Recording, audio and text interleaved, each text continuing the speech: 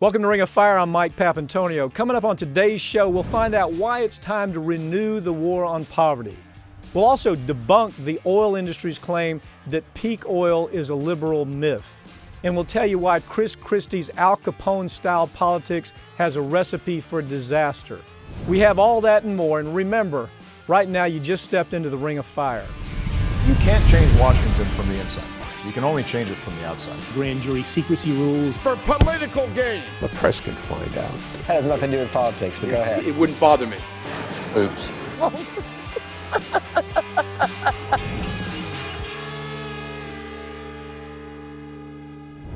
It's been 50 years since the war on poverty began, and thanks to austerity policies, things are just as bad as ever. Joining me now to talk about the need for maybe a new war on poverty, a serious war on poverty, is attorney Joe Cotchett. Joe, The Nation magazine did a great job trying to evaluate whether or not the war on poverty has been successful or whether it's had some failures. I remember the day, not necessarily the day, but I certainly remember the time when LBJ took to the podium and said, look, we have a war we have to win, and that war is on poverty. And I think back about what he was saying. I went back and actually took a look at the details of what he said. And if you take a look at those details, he was talking as much about the need to solve our economic problems by empowering people at the very last rung of our socioeconomic ladder. He knew if you give them money, things are going to get better throughout the economy. It's going to make a more sustainable economy. What's your take on where we are and where we've come with the war on poverty? Well, I think we have come a long way, but there's been some tremendous reversals since LBJ put those remarks before the American public. You remember that he was a teacher in South Texas, so he came out of that poverty zone. Right. And no other president, given the time period, could have got that war on poverty passed. He was a Southerner, and he brought along a lot of Southern votes. What's happened since then is that every president following him literally has now turned the view from the impoverished people to Wall Street, because now economics has taken a bigger role in our government and society and pushed aside many of those programs. It's being debated as we speak right now in Washington, D.C., as to whether or not we should extend benefits for 90 days for all those poor people that are out of work as a result of the conduct of Wall Street in 2007, 2008. Well, if you look at what LBJ had to say, he said it's not just about empowering and educating and housing and clothing and giving people food. It's not just about that. He said we're the richest nation in the world, and right now all of our money is being held at the top. And there's no difference between what he said back there in '69 and what's actually going on today. If you hold all the money to the top, nothing trickles down. We know that the big lie that was given to us by Ronald Reagan was a horrendous lie, where there was no truth to what he was saying. But LBJ had great economists around him. He had great economic people from every branch of education that said you have to empower the bottom to have a sustainable economy. There's absolutely no question, and it's even, in my opinion, worse today in terms of the measurement about the size of the middle class. It is worse today because what we've allowed to happen is wealth to accumulate in that top 1-2% at a rate never seen before in history. For example, Mitt Romney finally admitted when he was running for president that he kept a family trust in the Cayman Islands. You have one of those, don't you? Oh, I have one. And everyone else on the street has a trust in the Cayman Islands. This is a man running for president. Can you imagine that? And he felt, the thing is, Joe, he felt comfortable saying it. That's what's so remarkable about it to me. Yes. He said it during a time when 50 million Americans are living at poverty level in this country, when we don't have a middle class. And let me shift to something on that, just Sure. a tad. We hear the president, we hear the Congress, we hear the Beltway talking about middle class, middle class, middle class. if you recall, the way that talking point came, that we should just focus uniquely on the middle class, is because everything below the middle class wasn't empowered, you see. So we didn't worry about them. They were in Well, they don't vote, remember. They don't vote. They don't have lobbyists. They don't have any power. So the shift was, gee, we have to worry about the middle class. And even this president, Joe, if you listen very carefully, except for that speech that he gave in December where the Pope, I think, shamed him into talking about poverty. How about shamed him? Did you use the word shamed? I use shamed, yes. Yeah. I think he shamed him into talking about poverty. But before then, the only discussion you'd hear out of the Beltway is, what about the middle class? It was that middle class dogma that seemed to appeal to everybody. What's your take on that? Well, there's no question. You're right. And we forget about those people at the lower levels. And the reason we forget about them is because when I just interrupted you, it's because they don't vote. They have no voice. They have no gravitas. The middle class can have gravitas. And that's what the Beltway is concerned about, and that's why they're the target of the middle class. Now, when you say middle class, you understand that's got many, many different definitions. To Boehner, our speaker, the middle class is a Republican that lives in a very nice house outside of Cleveland and has a terrific job. That's not the middle class that other people probably speak about. Gated community as well, right? Communities. Thank you. That's their notion of middle class. Well, okay, so we had this borax soap salesman from your state there in California show up on the political scene. General Electric had groomed him for no other purpose except to unleash him to make some cultural changes in this country. One cultural change was, we want to empower billionaires and millionaires, and we want to actually dilute the importance of the discussion that dealt with the idea that we need to take care of the least of our societies. Now, he launched that, and then all of a sudden we start hearing about the nanny state. We hear Paul Ryan talking about the nanny state, or Rush Limbaugh talking about the nanny state and the welfare queens. Now, that discussion has not gone away, Joe. As far as I see it, all it's done is picked up momentum even as we speak. It's still out there, isn't it? Oh, it's out there big time. Now, let me just contradict that or give you a different view. I think that they are learning, the Republicans now are learning that they got to tone that rhetoric down for these next elections. But when you get inside that room, as some cameraman did or somebody who recorded that famous statement by Romney when he was running and he thought he was only talking around his friends, that 49% of the country is not to be worried about. They don't work, they don't count, et cetera, et cetera.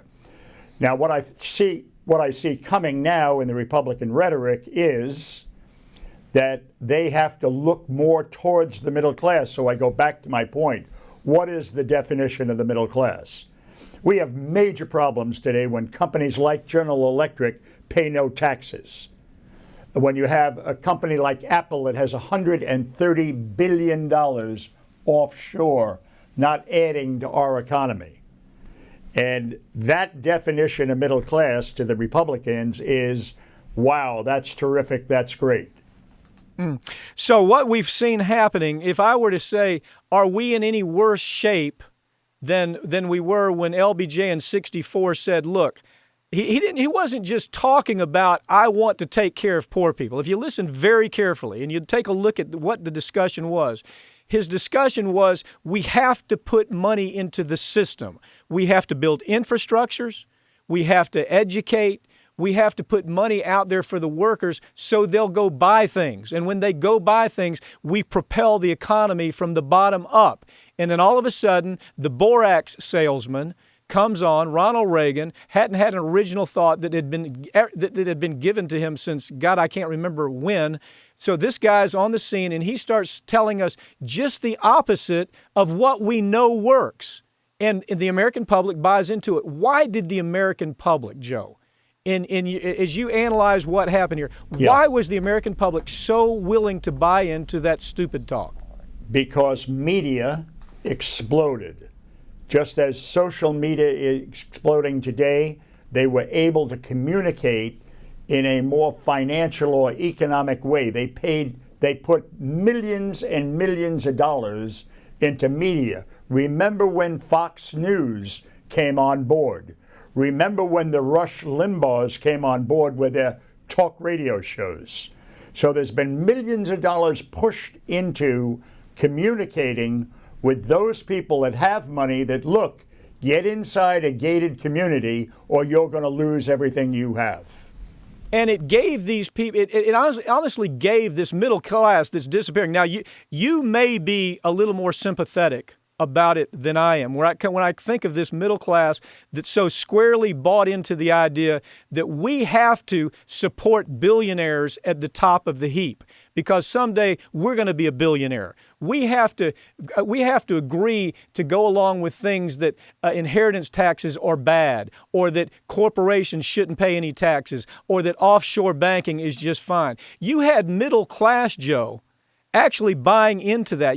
At some point, you had union workers buying into that because they believed this lie. It was almost it was this huge lie that if you'll go along with us on this, someday you're going to be that billionaire and you're going to benefit. What's your quick take on that? Sure. I don't think they thought they were going to become billionaires. What they were given was promises that could not be met today. You want to talk about public pensions just as an example?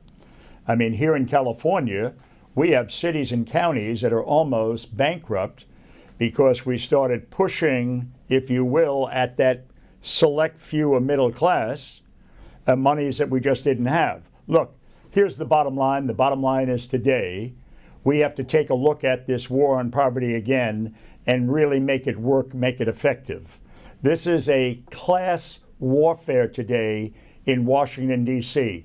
That's why you have this stridency. That's why they can't talk to each other. We have some great people in Washington that are concerned about our poor people, that are concerned about poverty, the 50 million you mentioned on food stamps.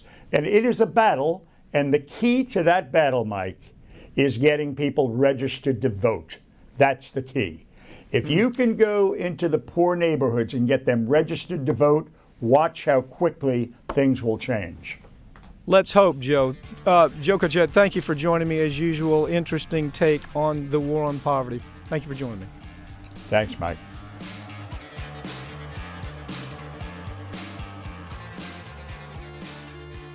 The oil industry wants us to believe that North America is sitting on an endless supply of natural gas and oil, and they want to access every bit of it no matter how much damage it does. The truth is there's barely enough fossil fuel in the ground to sustain the United States for very long. I have Michael Klare with me to tell us why peak oil is still a very real threat. Michael is the author of the new book, The Race for What's Left. Michael, peak oil, we used to hear, gee whiz, peak oil is here, we're in big trouble, and we're going to run out of oil, and then all of a sudden you had this I'll call it a lull. It was that people stopped talking about this notion of peak oil that's been out there for quite some time, where M. King Hubert used to talk about the notion that we may be running out of oil. Give me your take on the peak oil issue as it sits today.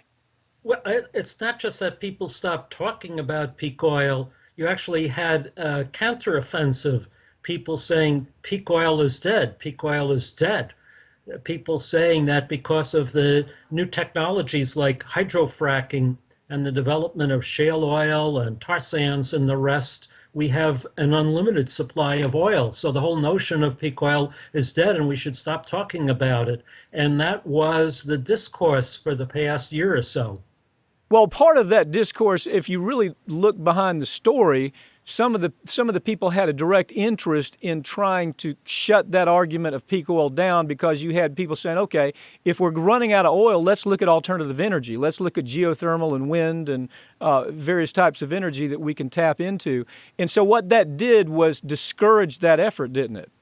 Exactly right. Yes. I think there are many people who have a vested interest in shutting down peak oil theory. As you say, if you take peak oil seriously, then you have to have a crash effort to develop energy alternatives, especially renewables.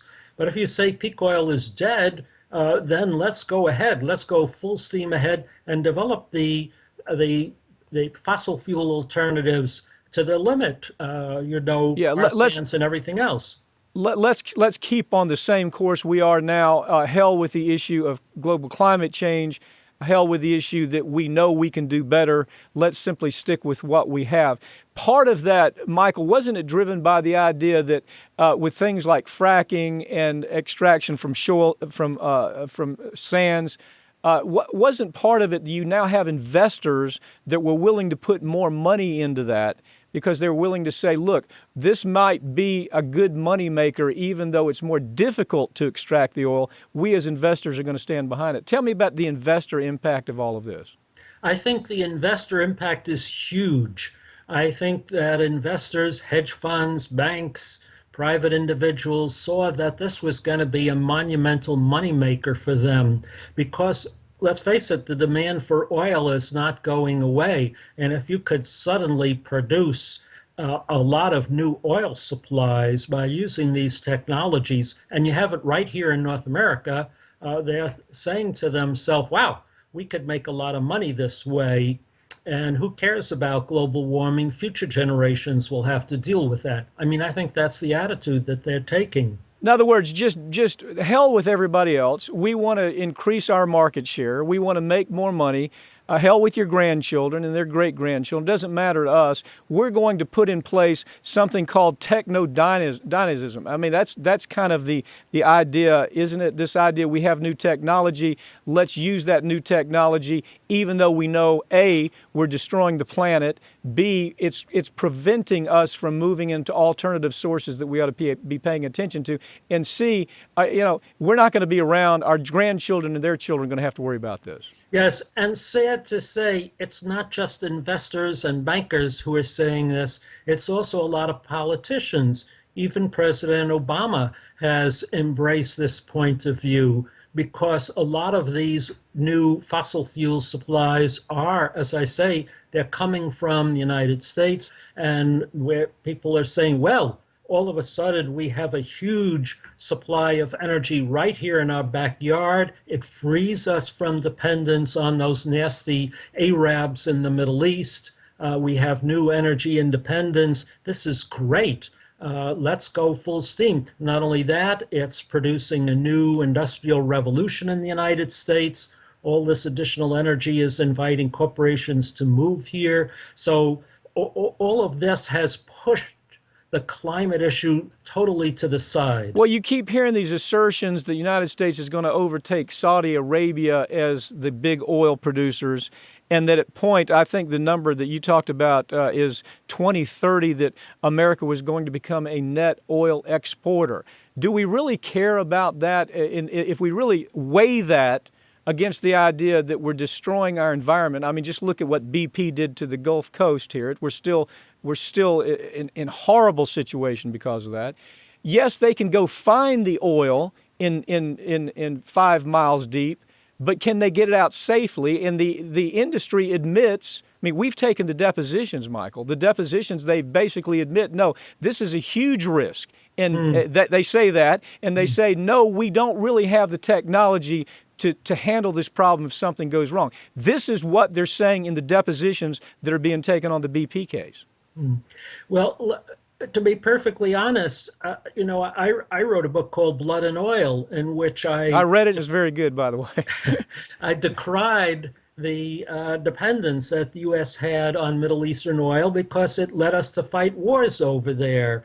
And so I saw an advantage in reducing our dependence on Middle Eastern oil, thinking maybe prematurely that we wouldn't fight as many wars. But now we've gone in the other direction. Now we're saying, let's tear apart our country. Let us destroy the countryside. Let's frack the hell out of the United States. And as you say, drill in our coastal waters without any care for the environment. So we're going completely, on one hand, we sacrificed our security by going to war. Now we're sacrificing our well-being by tearing up the countryside. Michael, also in your book, Blood and Oil, that's a book, by the way, they can get on our website, Ring of Fire radio website. It's order right through Amazon. It's such a great book, but it tells the story. And as I remember the discussion in that book, I think what scares me the most is we used to regard other parts of the world as the place we could go and pollute.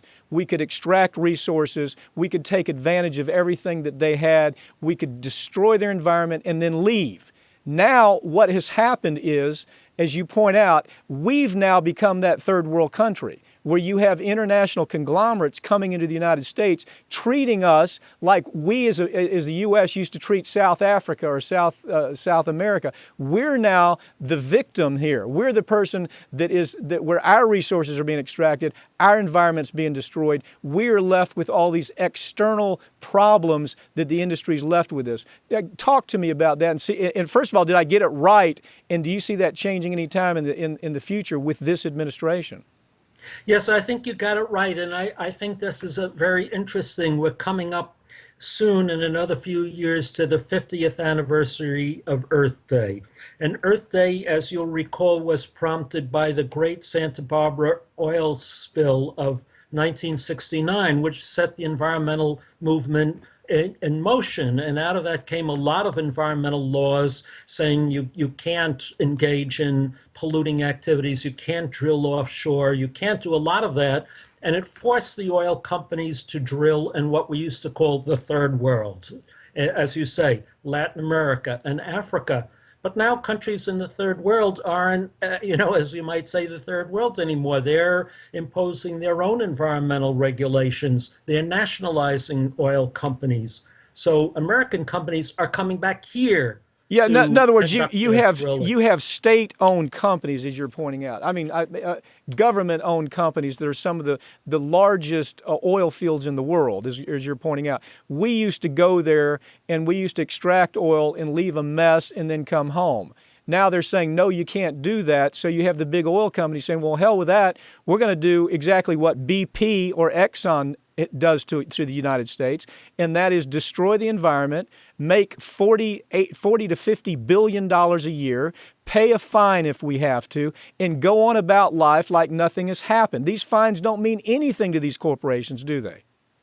No, you're absolutely right. And not only are they coming here and engaging in all kinds of environmental hazards, but they're running roughshod over state legislators, over local communities. They're pushing aside all kinds of environmental protections that have been in place for 50 years in order to be able to engage in these hazardous operations. Michael, I talk about the idea that NAFTA, they're already using NAFTA. You have international conglomerates using NAFTA to go to places like Canada and say, you know what, don't tell us we can't frack.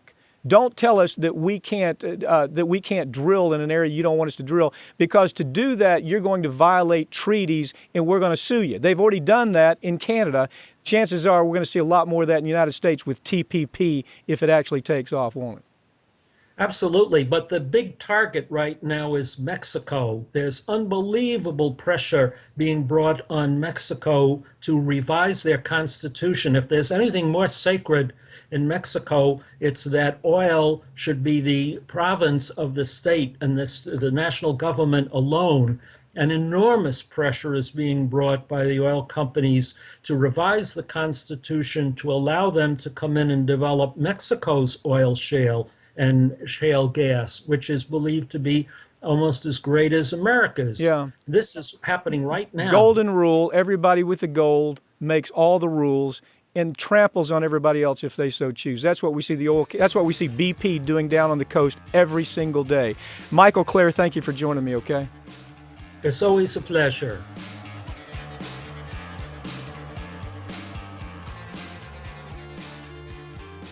Companies across America are taking a page out of the payday loan scam playbook, and they're now trying to trap their own employees with the use of company loans. Joining me now to explain how that works is Howard Nations. Howard, times are tough out there, and because of that, we always see the predators come out when times are tough. What is your observation about what you're seeing about this new economy that, you know, you hear jobs are great and everybody's fine, but you drill right down, it's not exactly the case, is it? Well, actually, Mike, the gap between the rich and poor is widening in this country almost exponentially. The rich are getting richer, But the poor are also getting poorer, and one reason is because many of the rich are stealing from the poor through predatory lending. The fact is that if you define paycheck to paycheck, which economists do, as not having enough savings to survive for 6 months, 76% of Americans are living paycheck to paycheck. 40% have less than $500 in savings, which means that they're one car repair or one child illness away from being a target for predatory lenders. They can't get the usual bank loans. They're a poor credit risk, and the payday lenders have had a field day with them with their 500% interest, making 15-day loans at 15% for 15 days. At their peak, the predatory payday lenders had more outlets than McDonald's and Burger King combined. Howard, wasn't there a day where government paid attention to that, where we had, I realize right now, I know you saw this story, but there are more millionaires in Congress in the D.C. Beltway than there have ever been. And so I'm not suggesting that they give a damn or that they're paying much attention to what's going out there in real America outside the Beltway. But there used to be things in place that would prevent the type of predatory conduct that you're talking about. Well, the Congress today responds to their corporate masters. To a large extent, many congressmen are legislative lapdogs for corporate America. And the people who are the subject of these predatory loans are the very least of their worries. These people are the American public are being trapped into financial servitude by predatory lenders who have their usurious interest rates and their hidden fees. For example, one of the things that's happened in recent years, you've seen the very ease of credit card access, car loans extending 5 to 6 year payouts, subprime mortgages loaned with the intent to foreclose. And we had the payday lenders, and the people who did crack down on them were not the Congress. The people who cracked down on them were the states. The Justice Department began investigating, and finally, now that we finally got approval of the head of the Consumer Financial Protection Bureau, in November they sued Cash America International, Inc., who is a major predatory lender, for scamming 14,000 people with a robo-signing debt collection scam. And they were awarded $14 million to cover those 14,000 people, plus a $5 million loan. Explain that scam. I mean, that's an ugly little story, isn't it? It's an ugly story, but here's the problem with that story and many others, Mike. They steal millions and millions and millions, and in the case of the banks, billions and billions. But then when they get fined, they pay a $5 million fine. When they get caught, they got 14,000 people who are awarded $14 million. Sounds like a lot of money until you stop and figure out that's only $1,000 each. And a lot of them are being scammed for a lot more than that. So one of the major problems now is that the cost of scamming, the cost of predatory lending, the cost of banks just stealing us blind is that they then have to pay a very small percentage of what they steal back to the federal government in terms of a fine, and then they go right on about their business. And taxpayers, the startling story that's emerging more and more is that taxpayers are actually paying for that because that predatory company is taking it as a tax write-off. Let me shift here just a second. The workplace loan. Yes. Where I was I grew up in the South, and I've worked picking oranges and watermelons and about everything. I've done it. But you would see migrant workers come in to work those fields, and there would be what they call a store loan. It would be a workplace loan. It was a way to scam people. Explain that story a little bit, because there's a resurgence of that. Well, actually, I grew up in the South also, and I saw the same thing. And we actually lived in a home that was owned by the company, and that's what they did. The company store owned the homes. They provided the food. They provided the necessities. They leased the equipment that the people worked with, and then they deducted it from their paycheck. They even got to the point before labor unions, in the coal mines particularly, where they would pay their workers with scrip, which could only be used to pay off their debt. Now, the new form of that is called a service. They can't call it a loan anymore because they'll be subject to usurious charges. So today, the unscrupulous employers are combining with predatory lenders where the employee advance is made in his paycheck. The employee receives the loan of $500 or whatever the amount in their paycheck. They pay interest rates of up to 165% per annum, but then the predatory lender is repaid from the paycheck. Right now, there's 6 companies and about 100,000 employees that are being scammed in this manner. So what ends up happening, if you really drill down here, Howard, is you have the employer who's making more money by doing this, by cutting some sweetheart deal with some scamming third party that says, I saw this story out of Arizona Restaurant System, Scottsdale, Arizona. Company operates 28 Sonic locations in the state, and they allow their workers to take out these loans from $150 to $500 that last about 2 weeks. And then when they have to start paying them back, there's not only a fee to get the loan of about $25, but there's this ridiculous interest that kicks in. But that is a product, isn't it, Howard, of the employer actually working in cahoots with some third party? Absolutely. And the effective interest rate on that is 100% to 165%.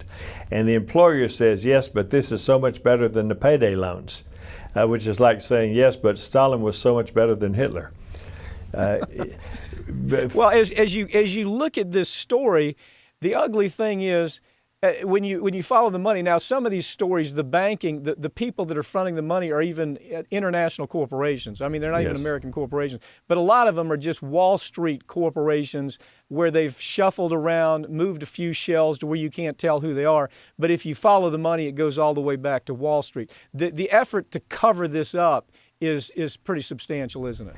It is, and there has been one cautionary tale in that Inc. magazine recently warned employers that these loans that they're making now may expose them to complicity and result in discrimination suits against them. So even the corporate America's Bible is getting concerned about this. Now, there's some solutions. If you were to say what is the best solution, where does it begin besides chopping off the head of the snake? What do you do? Well, there are a couple of things. One is that let's don't overlook the fact that there are some good employer loans. These are not all bad. There's an organization called Emerge Workplace Solutions, which is a social mission-driven business which partners with banks and credit unions to offer short-term loans up to $2,500 at 9 to 18% interest with no hidden fees. They provide financial counseling, they help build credit scores, they train their employees to avoid debt, and they stabilize finances. But now, that's a situation where the employer is really trying to say to the employee, let me make your life better.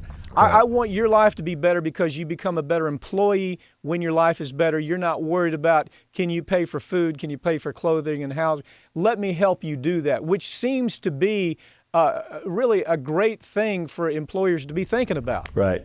So this is the company's called Emerge Workplace Solutions. Right. Now, there's solutions that need to come from the government, and good luck with that. But first of all, the people can try to avoid short-term high-interest loans to cover wage shortfalls. But what the government needs to do is to raise the minimum wage to a living wage level to avoid constant shortage of money.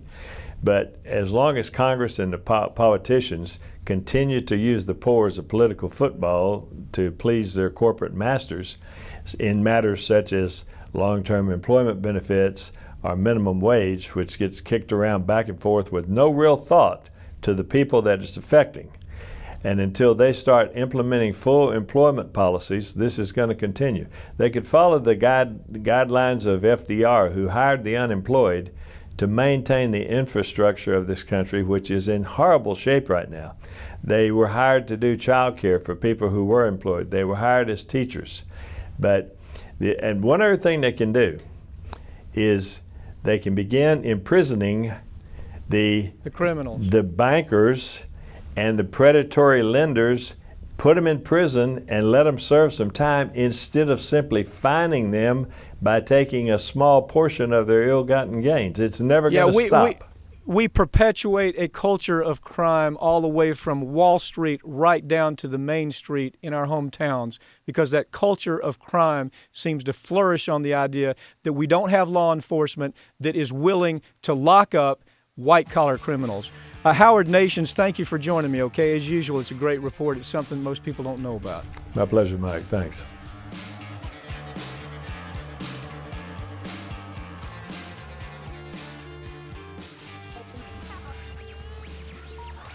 So, Pap, of course, the big story this week was the revelations of the culpability of members of Chris Christie's administration, at the least, in the political vendetta where they shut down traffic lanes leading from Fort Lee, New Jersey, onto the busiest bridge in the world, the George Washington Bridge, causing all sorts of traffic snarls and delays for emergency workers and students going to school for the first day. And this is the moment where I think Chris Christie's political fortunes go away.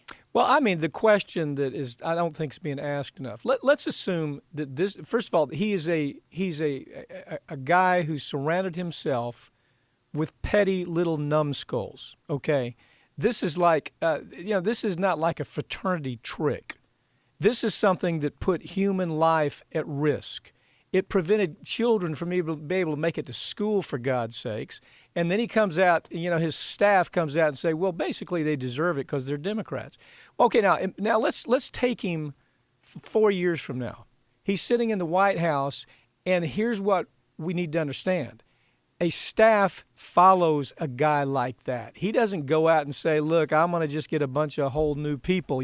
This is the Rahm Emanuel story, where Rahm Emanuel type guy followed Obama. Well, he has people following the same way. The staff he surrounds himself with at that point, though, is, hey, why don't we mess with China?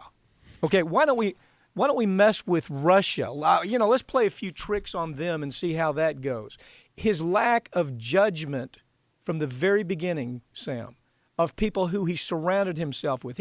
Look, these people have been with him his entire career. Right. And you don't say, hey, I don't think you're going to work out here, man. You're nuts. Now, Pap, it's a little bit early to perhaps to say this, but frankly, I think this goes way beyond lack of judgment. I mean, it does. What we said. Let's just back up for 1 minute. That's the best story. That is the best case scenario that you could say in this situation. But let's go back a little bit and just catch people up if they aren't fully aware of this story.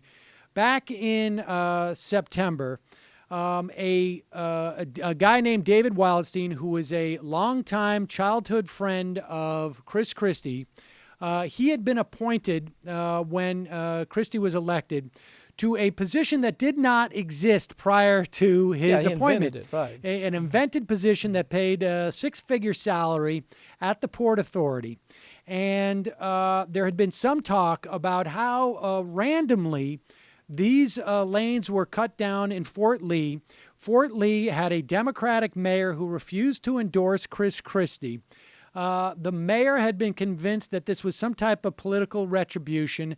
There was under oath testimony given by Christie officials that actually, no, this was not about retribution. It was about a traffic study. Subsequently, it came out that no one in the Port Authority was aware of any traffic study. That the man in charge, the very person who would be in charge of that kind of traffic study, said no, nobody ever contacted. The whole him. agency denied the existence of a traffic director. study. And so what you saw then was two guys who had to give their resignation. David Wildstein, a longtime Christie friend, a former state senator, Baroni, who was a Port Authority official. Who is a true thug. Just go do some short searching on that. He's a thug.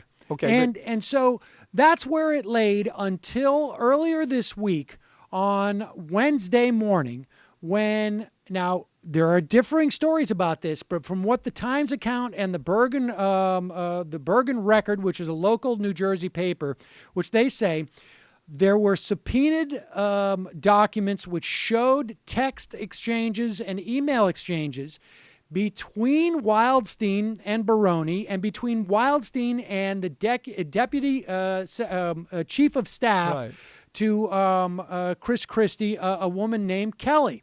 Now, these documents were also redacted at some very key points. According to the New York Times, these were redacted by Wildstein. More than a quarter of the document was redacted. It's just, in other words, what you get is a document with a bunch of big old black lines through it. The most important things that you want, And this is something that we need to talk about, and I want to get your perspective on this, Pap, because you're obviously an expert. Now, if you read these documents, you see Wildstein is implicated in shutting this down, A. B, shutting it down just to cause traffic. In fact, Kelly texted Wildstein and said, it's time for some traffic in Fort Lee. 2 weeks later, they implement this plan. Like we said, on the first day of school, it causes all sorts of problems. There are 4 documented cases where emergency responders couldn't get to people. In one case, a 91-old woman died. This goes back and forth. So Wildstein, who supposedly redacted these things, is implicated in these documents. But there's one exchange, and this is what I want you to suspect. There's one exchange where he redacts in a conversation where person A, unidentified because it's redacted, says to Wildstein on a text, I feel sort of bad for these kids, I guess. Wildstein responds, hey, they're Cuomo voters, Buono voters. Speaking of who Christie's opponent was. And they're Democrats. Right. Okay, so here's where this goes. He redacted it for a reason. Obviously, he's worried that might be a person that comes forward and speaks. Every time you see that, a redaction, there's a whole discipline of what to read into a redaction, and when you're looking at documents, this is what I do. We do it every day, all the time. But when you start seeing names taken out, and not everybody's name, but just a particular name taken out, what they've analyzed is this is a person who will cave in.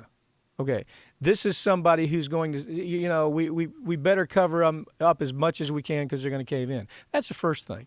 The second thing is they're going to get these entire documents because this is not just a little comical event. This is a criminal event. And at this point, you have Wildstein. This guy's already probably committed perjury every other kind of way. But by the way, I'm sure there was some level of investigation to a government authority. That's, he's probably already committed perjury. But, here's Sam, listen. These are people that he's with every day. Yes. That Christie's with every day. That's the first thing.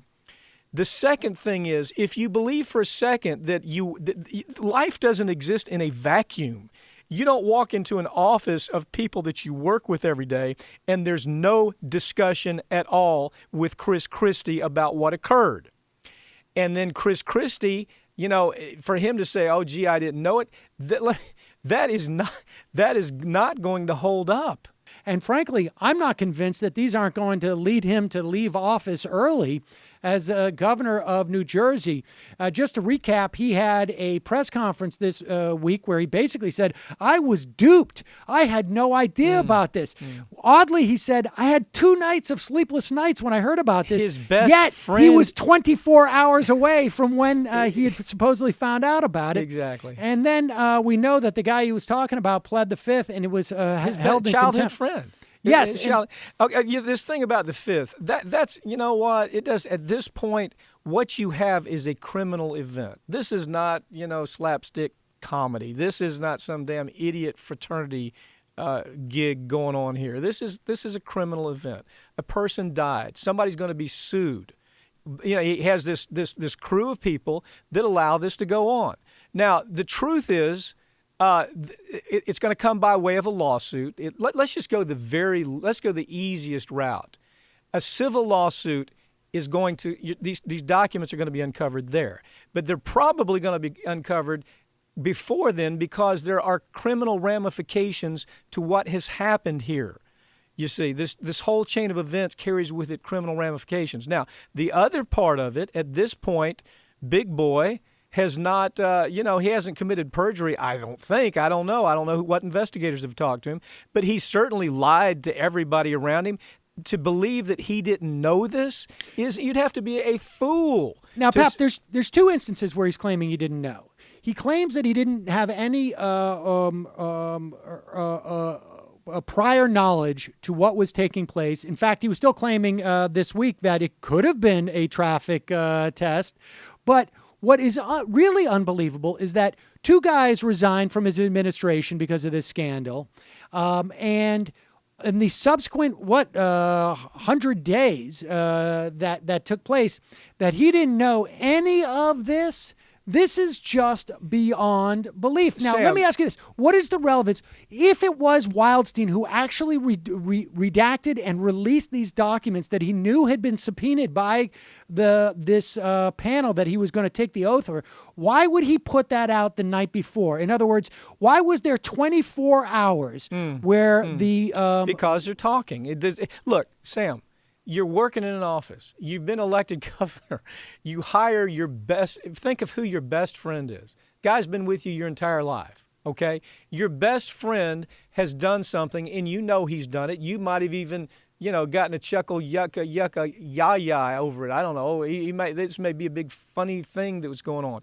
But you don't, to suggest that there's no conversation with your lifelong best friend and say the first time I learned this is now? Oh, come on. I mean, really? Now let me ask you this. Now, if, getting back to what Wildstein chose to redact, point, yeah. well, the timing is one thing because it gives 24 hours. I mean, it's almost as if he was sending a message to the Christie administration. This is what they have. This is what I know about. I'm going to protect this person, whoever that person is. Because that person might talk. I've talked to that person, and I'm afraid that person's going to cave in, but go ahead. Or could that person have been someone who is actually higher placed than the deputy chief of staff? Could be, but it's more likely. I mean, if I were just analyzing what we see typically is that you usually cover that up when somebody is really freaked out. So the weakest link is Yes, covered up and that's given the typically what you protection see. so that person doesn't unwind the whole thing. Yeah, it's either that or it's somebody at the very top of the food chain, one or the other.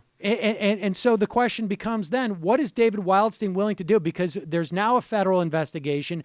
We still see the state investigation going forward. There could very well be a Senate investigation because, of course, we're talking about interstate transportation issues here. Because that bridge spans two states. Wildstein's going to start singing like a bird, man. And then this other person that person's probably already talking. The person that was blacked out of that thing is either already talking to the feds or somebody, or they're so high up in the ranks that they can't say a word. But it's more likely that it's just some numbnut way down on the list that he's talking to. But the point is this: this is not the first rodeo for Chris Christie. Oh, I mean, by you far. know the story. We've done these stories time and time again. You want to do a recap? What is it? Well, I mean, we don't have time to do all that here, but I'll tell you what is clear, though, is that there's more stuff to come out, and this is something that's going to dog him I think, for months. Maybe on the civil side, they are hoping that these cases can be tied up long enough to get past 2016. Oh my God! But, this is a wonderful civil case. And so let me ask you this. I mean, what do you think? I never thought much of Christie's chances in 2016 anyways, No, but this seems I to didn't go straight to the heart of his one constituency, the corporate media who love him. Well, at this point, all this says to him is, look, why do I want to do this to myself? This is going to be a very personal decision. He's not going to be run out of this, so to speak, strong-armed out of it. It's simply going to be the thing that says, this is that one thing that's going to change my mind. Well, I imagine we're going to be talking about this more as the revelations continue. Pap, as always, great talking to you. Thanks, Sam.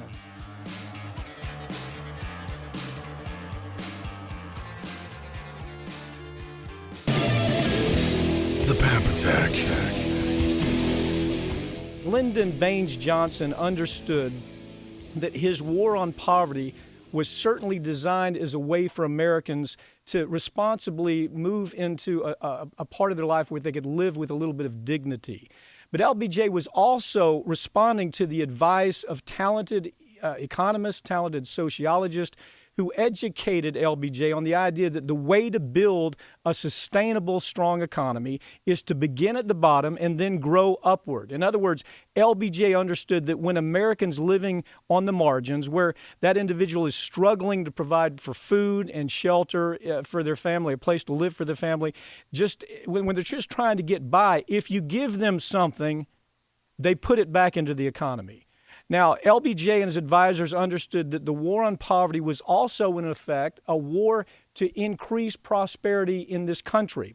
But then when the crazy train hit Washington, D.C., mostly during the Reagan years, intellectually dishonest conservatives, think tanks, and opportunists, they came and they told the American public that they had a new invention.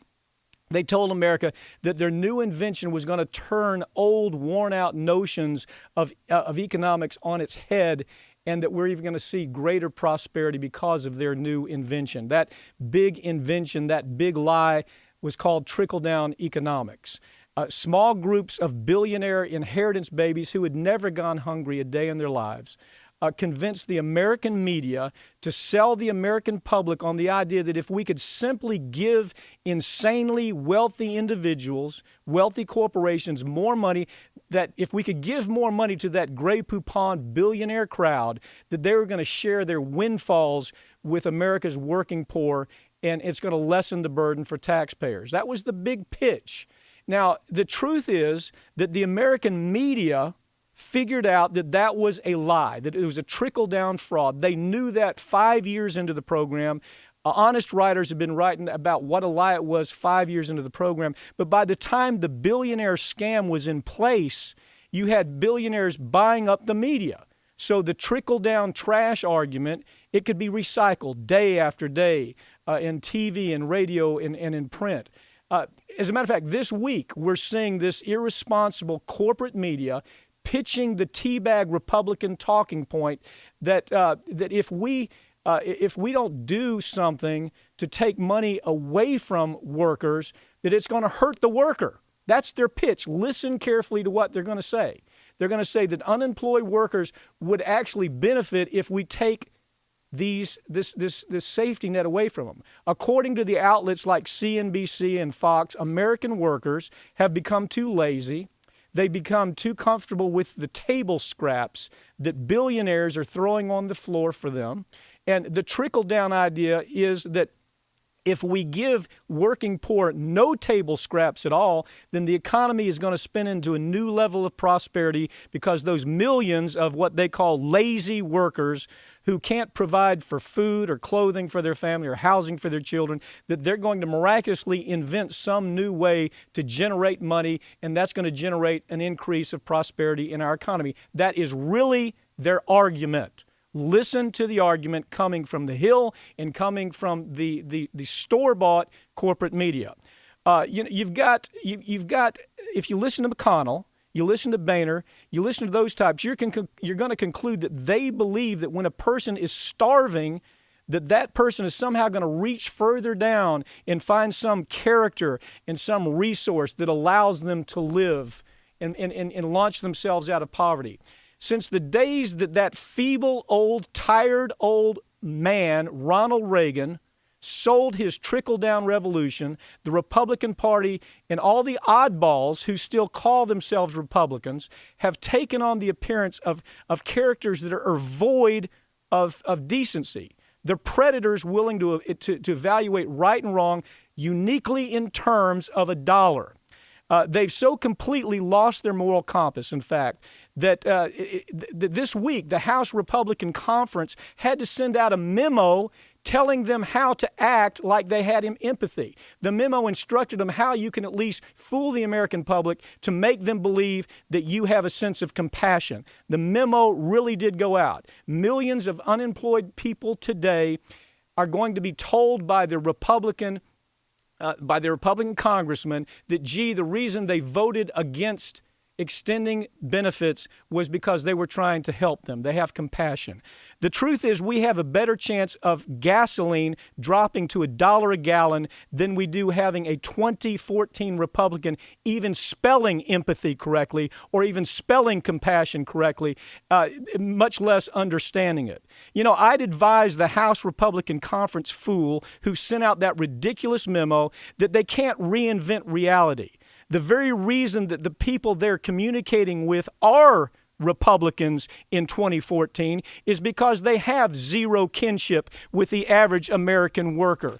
They don't understand what it's like when a person can't feed their children or have a place to live or clothe their children. For years, the Republican advisors like Frank Luntz have been trying to coach people to tell them how to act. People like Mitch McConnell and Marco Rubio. Coach them into at least giving the appearance of being a well-adjusted human being. In the same way that the stripes will always distinguish the difference between a damn zebra and an extraordinary-looking stallion, the GOP, in front of a politician's name, is always going to separate that politician from the overwhelming majority of Americans who genuinely believe that empathy plays a part in the way we treat our fellow man, that compassion really does matter in the way that we treat our neighbor that can't afford food for his family. People like McConnell and people like Boehner, I have to tell you, if you're listening, you're always going to be a damn zebra. You'll never be a stallion.